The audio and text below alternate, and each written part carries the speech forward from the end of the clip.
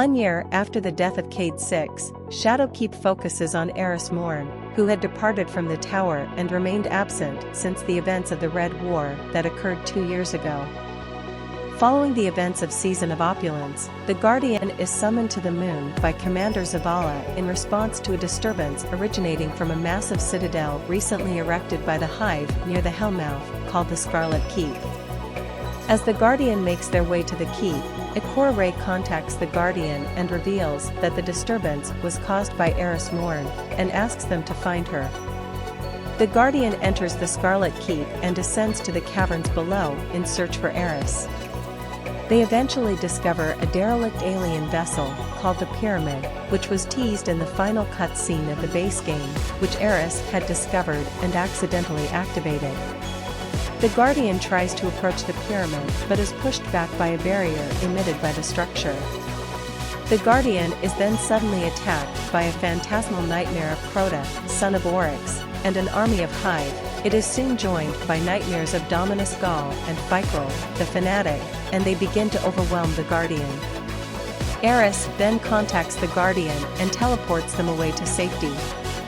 The Guardian is teleported to an alcove overlooking the pyramid, where Eris is looking over the massive structure, with a phantom of a fallen Guardian floating behind her. Eris explains that the pyramid is a remnant of the darkness that may have been struck down by the Traveler, and asks for the Guardian's help in finding a way inside the vessel in hopes of finding something that would help prevent a second collapse. As the Guardian investigates on how to enter the pyramid, Eris reveals that the Hive living on the moon have lived next to the pyramid for eons due to its connection with the darkness, and they had recently constructed the Scarlet Keep above it as a result. The Guardian and Ghost discover that the Hive had exploited the darkness originating from the vessel in order to control the nightmares, phantasms created by the darkness from the pyramid that are manifested by the traumas of the Guardian's past and appear as enemies previously slain by Guardians. These nightmares have begun appearing across the moon and throughout the solar system. The Guardian then gives Eris a nightmare essence from when they first fought the nightmare of Crota, with which Eris forges a piece of Dreambane armor that would help protect the Guardian from the dark energies of the pyramid and be able to bypass its barrier and enter the vessel. Eris then instructs the Guardian to defeat the nightmare of Omnigul, Will of Crota, in order to collect more nightmare essence, to which the Guardian does. After defeating the nightmare of Omnigul and extracting its essence, Eris forges another piece of Dreambane armor for the Guardian. She then instructs the Guardian to investigate the Scarlet Keep and its tower in hopes of finding more information from the Hive in order to forge more armor. The Guardian makes their way into the keep itself and finds Hashladin, daughter of Crota, the architect of the Scarlet Keep, who is seeking revenge against the Guardian for the death of her father. The Guardian chases after Hashladin into the keep and confronts her at the top of its tower. The Guardian defeats Hashladin and retrieves a Hive tablet that reveals the location of a powerful Hive artifact known as the Cryptoglyph, which the Daughters of Crota have been using to protect themselves from the pyramid's dark energies and to control the nightmares. Its powers could be used to harness nightmare essence and craft more Dreambane armor. Eris then sends the Guardian to the bottom of the Hellmouth in order to retrieve the Cryptoglyph. The Guardian finds the Cryptoglyph near the bottom of the pyramid, and escapes with the artifact after defeating Basurid, daughter of Crota, and her Hive forces who were guarding it. The Guardian returns to Eris with the Cryptoglyph, and uses it to empower Eris's Lectern of Enchantment in order to forge more Dreambane armor needed to infiltrate the pyramid. It is then shown that more phantoms of deceased Guardians are haunting Eris while the Guardian was fulfilling tasks for her. Eris reveals that said phantoms are those of her former fire team who previously took on Crota prior to the events of the first game. The Guardian then meets with Ikora, who had traveled to the moon to see the alien vessel with her own eyes. She beckons the Guardian to assist Eris in fighting the nightmares any way they can. The Guardian then defeats and extracts the essences of the nightmares of Skolas, Kel of Kells, Taniks, the Scarred, and Fogoth, the Untamed in order to complete the full Dreambane armor set. After completing the full armor set and equipping it, the Guardian descends beneath the Scarlet Keep once more to the pyramid, and finally manages to bypass the vessel's barrier. Ghost all of a sudden becomes possessed by the darkness originating from the pyramid as the Guardian is being drawn into the vessel. The Guardian makes their way through the pyramid, defeating the nightmares of Gaul, the Fanatic, and Crota along the way. The darkness also taunts the Guardian through Ghost, commenting on the light's failures and weaknesses. The Guardian then arrives at an altar where an unknown artifact is presented to them. Upon touching it, the Guardian is subjected to a vision from within the Black Garden on Mars, with a fleet of pyramid vessels floating in the sky behind them. The Guardian then encounters the darkness itself, taking on the form of the Guardian, claiming to be neither friend nor foe, but instead their salvation.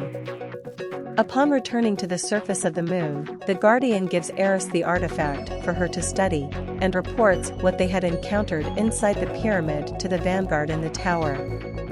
Utterly suspicious of what the darkness spoke to be their salvation, Eris, Zavala, and Ikora conclude that the darkness is preparing for its return, with a threat of a second collapse soon to be imminent.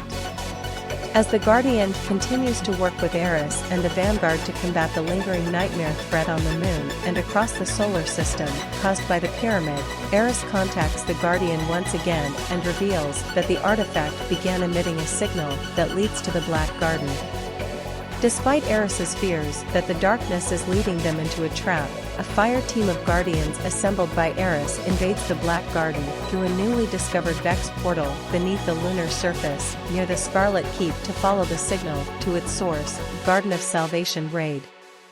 The Guardians make their way through, tracing the artifact's signal while evading the consecrated mind, soul inherent, which they eventually destroy. They eventually discover another pyramid-like vessel in the Black Garden's central mesa, guarded by the sanctified mind, soul inherent. They destroy the sanctified mind and enter the vessel, leading them to another altar similar to the one in the pyramid, where the artifact's signal ends. The Guardian then returns to Eris, who states that the discovery of a second pyramid-like remnant of the darkness in the Black Garden enabled the artifact to receive messages directly from the darkness itself. Eris dismisses these messages as attempts at manipulation, and warns the Guardian to not be swayed by whatever the artifact communicates to them. Sometime after the invasion of the Black Garden, Eris contacts the Guardian once again, who reveals that the remaining daughters of Crota, Bashir, and Kinox have begun performing dark hive rituals involving sacrificing nightmares at the Scarlet Keep. Eris believes that the daughters are attempting through these rituals to harvest the nightmare's essences for purposes unknown. The Guardian heads to the Scarlet Keep and disrupts the ongoing rituals by killing several nightmares before they can be sacrificed. Eris then instructs the Guardian to head to the pit, located in the depths of the Scarlet Keep, to investigate further, Pit of Heresy dungeon. A fire team of Guardians enter the pit, where they fight their way through and find Zolmak, Instrument of Torment, a powerful hive warrior who was resurrected by the daughters of Crota and empowered by the darkness harvested from the nightmares. The Guardians defeat Zolmak and return to Eris afterwards, who states that the daughters have become more dangerous than ever as they had violated the sword logic, the religious dogma of the hive where only the strong survive through slaughter, death, and sacrifice, by resurrecting Zolmak. Eris fears that the daughters will attempt to resurrect Zolmak again, and she advises the Guardian to remain vigilant. Throughout the weeks, the Guardian also helps Eris in banishing the phantoms of her old fire team that continually haunt her. By restoring the memorabilia that once belonged to each of the fire team members, Eris slowly recovers from grieving over her old friends, and makes peace with their passing. As a result, the phantoms surrounding Eris gradually disappear, one each week. After enhancing the memorabilia with the Lectern of Enchantment, Eris enters the pyramid by herself and goes to the altar where the Guardian was presented with the unknown artifact, now emitting dark energy. Eris touches the altar, seemingly absorbing the energy from it. While the Guardian fire team assembled by Eris invades the Black Garden, tracing the unknown artifact's signal, Vex invasion portals suddenly appear on the moon, sending forth waves upon waves of Vex from the Black Garden. The Guardian is summoned by Ikora to the tower, stating that armies of Vex have begun invading the moon en masse from the Black Garden in response to the Guardian fire team's presence there. Ikora sends the Guardian to the moon to fend off the Vex and close the invasion portals. The Guardian then speaks to Eris, who has discovered a way into their staging grounds in the Black Garden. The Guardian heads to the Black Garden and hacks the Vex Gate network, hoping to slow down the Vex invasion on the moon. After doing so, the Guardian returns to Ikora, who reveals to them that the Vex have resurrected the Undying Mind, which was the boss of its namesake strike from the dark below, as a result of the Guardian fire team's actions in the Black Garden. The Undying Mind's primary directive is to take control of and seal off the Black Garden from the Guardians, making copies of itself throughout thousands of alternate timelines and learning from its past mistakes. If left standing, however, the Undying Mind could use its secondary directive to attack humanity and destroy the Traveler. Ikora advises the Guardian to continue assisting in fending off and preventing further Vex incursions on the moon and slowing down their mobilizations in the Black Garden while she devises a plan to find the Undying Mind and end the invasion once and for all. Over the course of several weeks, Ikora sets her plan in motion by constructing a portal that would be used to summon one of the thousands of copies of the Undying Mind, all while the Guardian continues to push back the Vex and slow down their incursions in the Black Garden. After Ikora completes construction on the portal, the Guardian returns to the Black Garden for their latest offensive against the Vex and summons the completed portal. The portal summons the Undying Mind, which the Guardian successfully destroys. As this was only one of thousands of copies of the Undying Mind that was destroyed, the Guardian, with the help of Ikora, continues to invade the Black Garden and continually destroys the copies one by one until every last one of them has been destroyed for good. After the defeat of the Undying Mind, Ikora alerts the Guardian that her spy network, the Hidden, has uncovered unusual Cabal Red Legion activity on Mercury. She suspects that her former mentor, the exiled warlock Osiris, is somehow at the heart of it, but has been unable to contact him, and so sends the Guardian to Mercury to find him. Arriving on Mercury, the Guardian finds Osiris at the summit of a massive time machine known as the Sundial, built by Osiris in a failed effort to rescue his closest ally, the legendary Titan, Saint 14, who was killed by the Vex while searching for Osiris in the Infinite Forest. Osiris explains that he witnessed a simulation of a dark future within the forest as a result of the Undying Mind's defeat by the Guardian. Upon returning to reality, he found that a trio of Red Legion Psion Flayers, Neruel, the Hollow Voice, Oslet, the Skypiercer, and Tazarat, the Sun Eater, had taken control of the Sundial and were using it to change history, so that the Legion would emerge victorious in the Red War. Their brute force attempts to use the Sundial resulted in time becoming fractured on Mercury, and Osiris enlists the Guardian's help to prevent the time fractures from spreading. Osiris dispatches the Guardian to the Tangled Shore to find an obelisk linked to the Sundial, reclaim the parts to repair it from the Cabal there, and then charge it with light to activate it.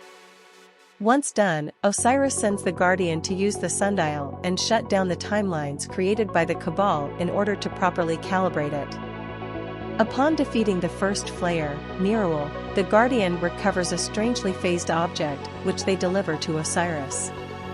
In return, Osiris gives the Guardian his lantern to help them in the battles to come.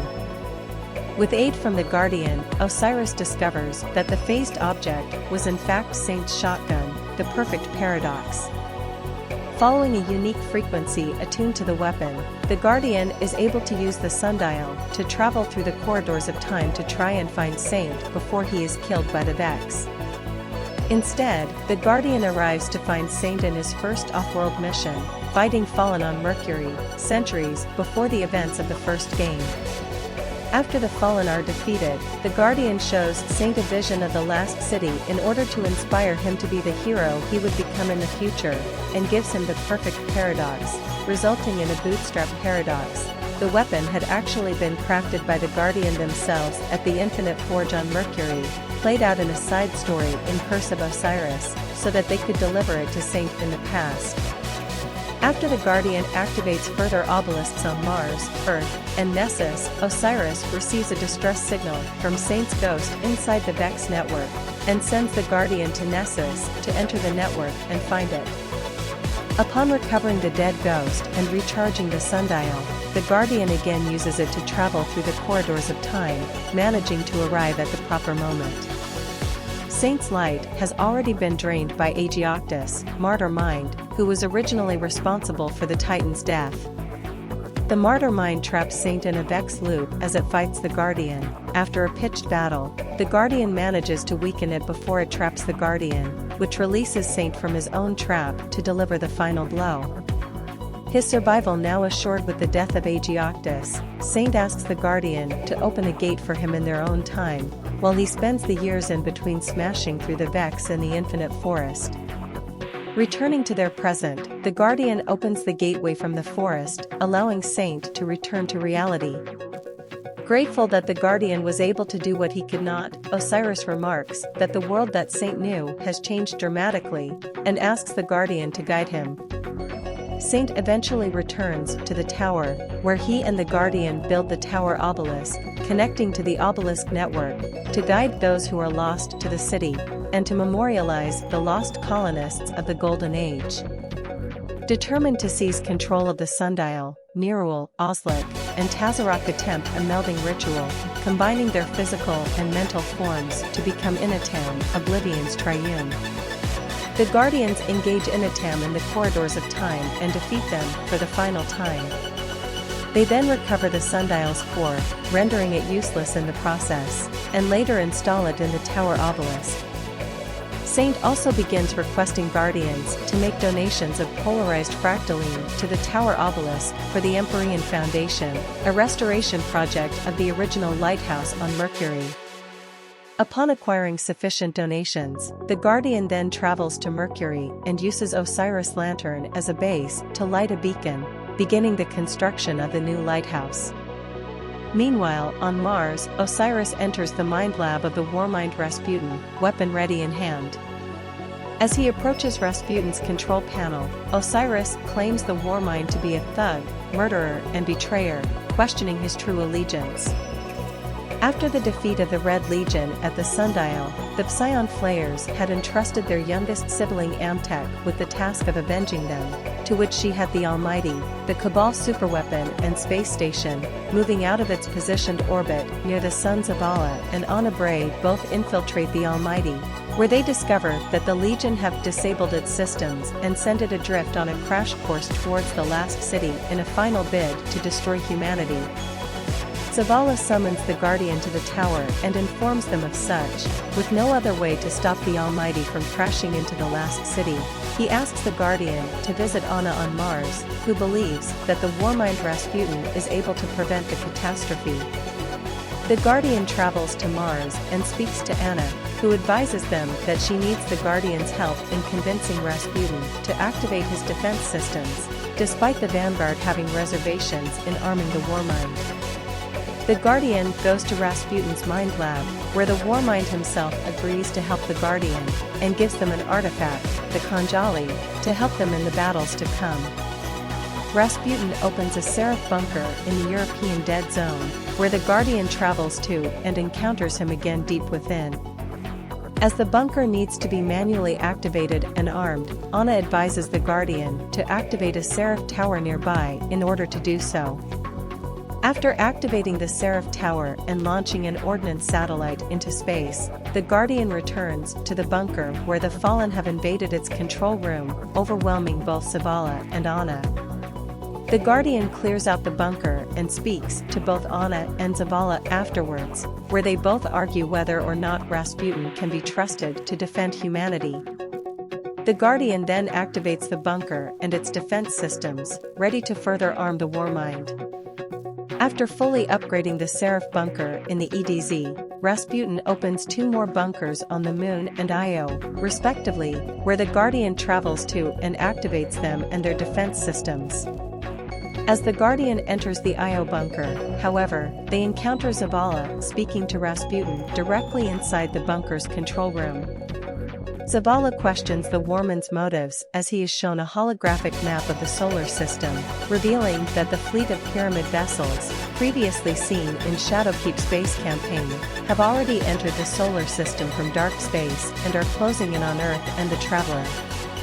Rasputin then takes control of Zavala's ghost, revealing to the Titan Vanguard that the Warmind had attempted to protect humanity during the collapse, but ultimately failed.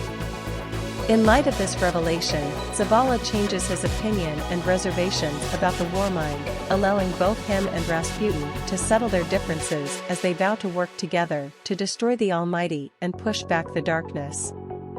Sometime later, Anna contacts the Guardian, who advises them that Rasputin had detected strange signals coming from the Iron Temple. The Guardian travels to the Vostok Crucible Arena on Fellwinter Peak, where they discover several pieces of technology dating back to the Dark Age that contain stark revelations about Rasputin. Sometime after the collapse, the Warmind sent out combat frames to hunt down a certain exo, while he also once dropped an entire warsat to contain an unknown threat in old Russia. Shiva was also referenced in one of the pieces, suggesting that Rasputin actually used Shiva as bait to lure the Iron Lords to their doom, as depicted in Rise of Iron. Rasputin later summons the Guardian to the Lunar Seraph bunker, where he uses several holograms to tell a story of a tyrant and his son, with the tyrant heavily implied to be Rasputin himself, and the son being the Iron Lord Fellwinter.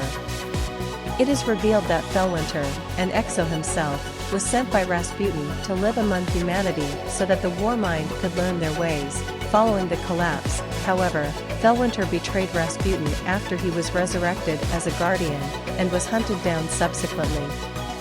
Eventually, Rasputin lured Fellwinter to his death by promising him Shiva, which he could have used to rebuild the world, which the Warmind eventually came to regret doing. The Guardian travels deeper into the bunker, where they find an old casing of a safety AI, marked with Rasputin's insignia, as well as a sarcophagus containing Fellwinter's signature weapon, the Fellwinter's Lie shotgun. After acquiring the shotgun, Anna contacts the Guardian, and both of them learn that Rasputin was originally a safety AI for an emergency response system for pre-Golden Age space stations, which was turned into a sentient interplanetary defense system by Clovis Bray. Rasputin's true nature was also revealed to both Anna and the Guardian, revealing that, through Fellwinter, Rasputin developed human-like emotion and had shown deep remorse for his actions. As the Almighty finally appears above Earth's skyline, Rasputin activates his defenses and launches a barrage of missiles at the Cabal space station. The ship explodes midair and crashes into the mountains in the outskirts of the last city, though the tower is partially damaged in the process. Meanwhile, the Pyramid fleet is shown passing by Jupiter, making their final approach towards Earth and the Traveler. After the destruction of the Almighty, Anna Bray and Rasputin continue tracking the darkness as its black fleet make their way through the solar system. Rasputin tries to destroy an incoming pyramid as it approaches Io, but fails to do so, and gets disabled in the process. Zavala then contacts the Guardian, who sends them to Io to find Eris Morn and bring her back to the tower in response to the approaching darkness. The Guardian lands on Io and sees a pyramid hovering over the cradle, a city-like structure created by the Traveler prior to the collapse. The Guardian and Ghost are transported between Io and the throne world of Savathun, the Witch Queen, as they search for Eris, eventually finding her at the heart of the cradle under a mysterious arboreal structure called the Tree of Silver Wings. Eris then beckons the Guardian to take one of its seeds from the tree as Savathun's influence prevents her from doing so. With the seed, the Guardian is able to free Eris and bring her to the tower. Eris explains to Zavala that the darkness had summoned her to Io, but Savathun had interfered. The seed the Guardian collected broke that interference. Eris insists on returning to Io to commune more with darkness to prevent a second collapse, and Zavala orders the Guardian to help Eris. With the Drifter's help, The Guardian is able to charge the seed with dark energy from the pyramids, allowing the Drifter's machinery to form weapons and armor powered by the darkness to help their fight against Savathun's Taken and Hive. As Eris communicates more with the darkness about their goals and repeats these messages to the Guardian, more pyramid ships from the Black Fleet appear above Mars, Mercury, and Titan, and the Vanguard fend off further Taken and Hive incursions at these locations. The Drifter offers the Guardian to learn more about the true nature of the darkness by visiting the Realm of the Nine, despite Eris' objections. Via a portal leading to the hull on the Drifter's ship, the Derelict, a fire team of Guardians enter the Realm of the Nine and chase down an echo of a fallen cow, resembling that of Aramis, the ship-stealer, through familiar portions of parts of Io, Mars, Mercury, and Titan, Prophecy Dungeon. Eventually, the Guardians defeat the Kel Echo, using a combined effort of light and darkness. The Drifter deduces the answer from the Nine, that light and darkness are different in nature, but irrelevant in morality. More and more pyramids appear in the affected planets. Zavala, believing that the Guardians must take this matter into their own hands, instructs the Guardian to travel to the invaded planets and meet up with their allies, convincing them to evacuate. The Guardian proceeds to help out Deputy Commander Sloan, Asher Mir, Brother Vance, and Anna Bray in making preparations for the exodus. Several weeks later, the Guardian contacts the Allies once more to gather them at the tower.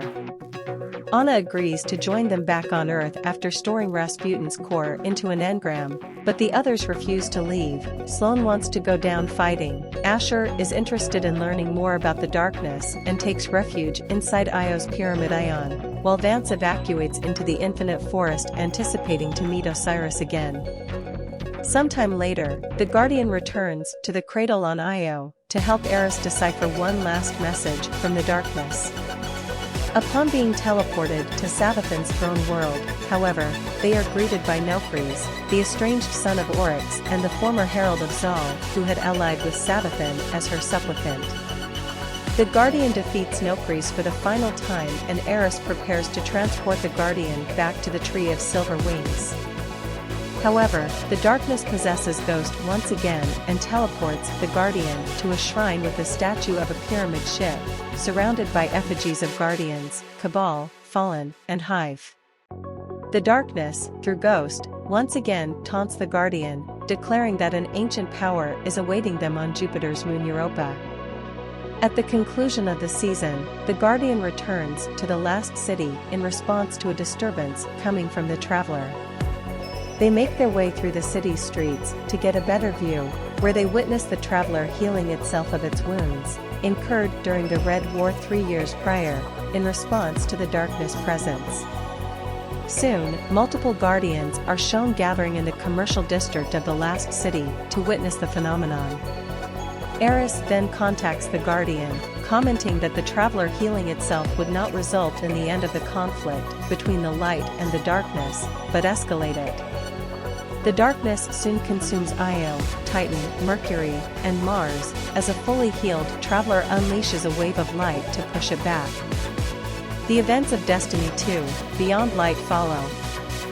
Shadowkeep was unveiled on June 6, 2019, and was originally scheduled to launch on September 17, but it was delayed and released on October 1. Beginning Year 3 of Destiny 2's life cycle, Shadowkeep was the first major expansion to be published independently by Bungie after acquiring publishing rights for the series from Activision in early 2019, as well as the first to arrive on Steam rather than the Battle.net client which had been used since the launch of Destiny 2. In addition to the standard version of Shadowkeep, which is available as paid downloadable content, a collector's edition and a digital deluxe edition were available. Unlike the annual pass that was released alongside Forsaken, seasons could be purchased à la carte in the form of season passes. The first seasonal content offering, Season of the Undying, was free to all players who purchased Shadowkeep. Subsequently, the season occurring at time of purchase of the expansion was free.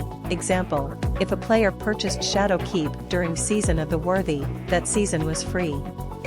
Players who purchased either the Digital Deluxe Edition or the Collector's Edition of Shadowkeep at launch or during Season of the Undying were granted access to that season plus the subsequent 3 seasons. Seasonal rank boosts could also be purchased before the end of each season. Season of the Undying ended on December 10th, at which point the second season, Season of Dawn, began and then concluded on March 9, 2020. The third season, Season of the Worthy, began on March 10th and concluded on June 8th. The fourth and final season for Shadowkeep, Season of Arrivals, began on June 9th and was originally to conclude on September 21st, but was extended to November 9th as the next expansion, Beyond Light, was delayed until November 10th due to the COVID-19 pandemic. As a result, the limited-time Halloween event, Festival of the Lost, instead took place during Season of Arrivals, starting October 6th and running until November 3rd. Also alongside Shadowkeep, Bungie released a free-to-play version of Destiny 2 called Destiny 2: New Light, featuring all of the content of the original Destiny 2 base game, as well as the content from the first 2 expansions, Curse of Osiris and Warmind, access to the full PvE Strikes playlist, the competitive PvP playlists and maps, and the hybrid PvE/PvP mode Gambit. Players of New Light also have access to all the playable destinations in the game, including the Tangled Shore, the Dreaming City, as well as the Moon without needing to own either the Forsaken or Shadowkeep expansions, though the expansions are required in order to access their respective story missions and other activities and content. Shadowkeep, as well as Forsaken, and all future expansions and seasonal passes are viewed as standalone releases and do not require the purchase of previous premium content. They only require owning the free-to-play New Light.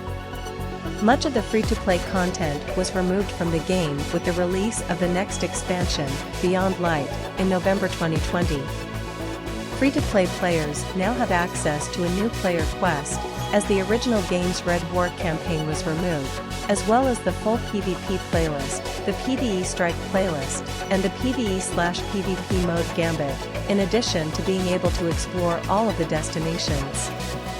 Destiny 2: Shadowkeep received generally favorable reviews, according to review aggregator Metacritic. Game Informer praised the new location, liking how it was transformed for the expansion.